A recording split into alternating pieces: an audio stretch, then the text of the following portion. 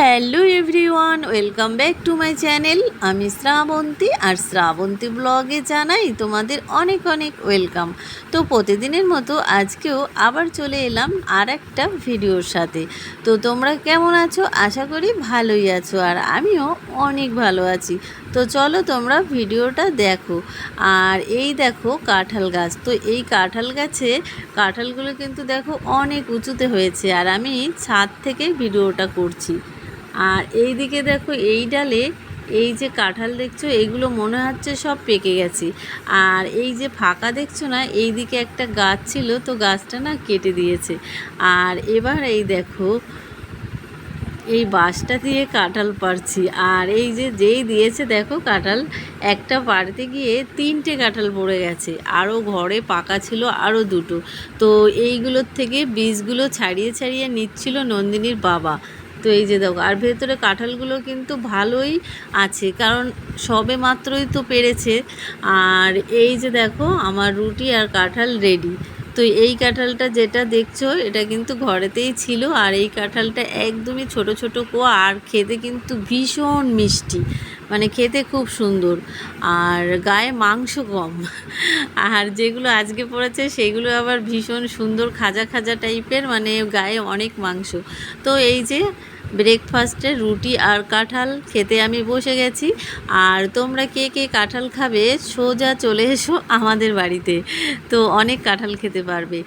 আর এদিকে নন্দিনী তো আবার কাঁঠাল খেতেই চায় না, আর কোনো দিন এখনও খায়নি। তো ওর জন্য আবার ম্যাগি আর ডিম ভাজা করেছি। আর তারপরে দেখো এই যে আবার বেজে গেছে কটা, তখন 12টা বাজে। তখন আমি আবার গেছি ছাদে জামা কাপড় তুলতে।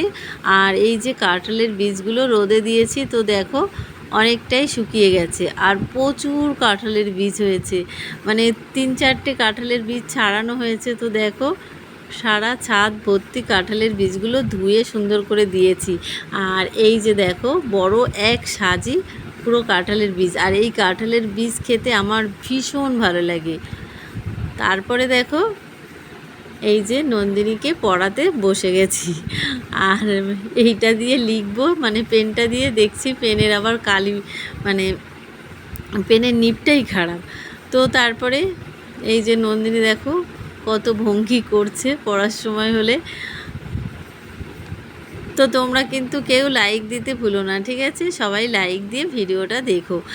আর এদিকে এই যে নন্দিনী আবার দেখো পকোড়া খাচ্ছে, আর এই পকোড়াটা ওর পিসির বাড়ির থেকে দিয়েছিল, তাই ও আবার এই যে পকোড়া খাচ্ছে।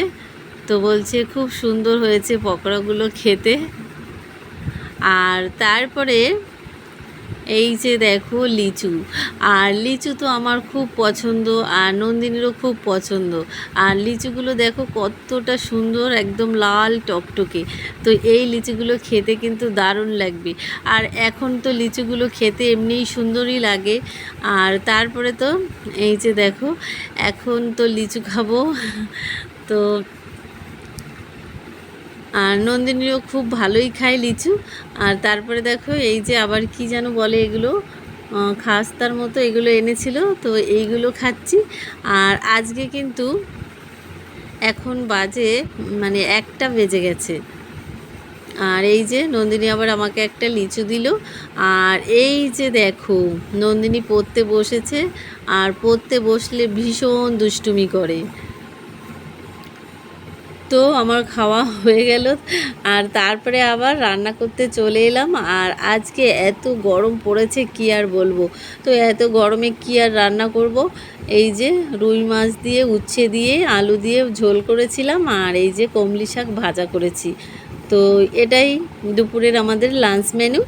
আর তারপরে তো এই যে সন্ধ্যাবেলা পড়াতে চলে এসেছে নন্দিনীর ম্যাডাম। আর এখন কিন্তু বাজে 7:30, হ্যাঁ 7:30টাই বাজে। তো নন্দিনীর জন্য একটু চা বিস্কুট দিয়েছি, আর ম্যাডামের জন্য চা বিস্কুট দিয়েছি। তো এটাই হচ্ছে নন্দিনীদের আজকের মানে ইভিনিং স্ন্যাক্স।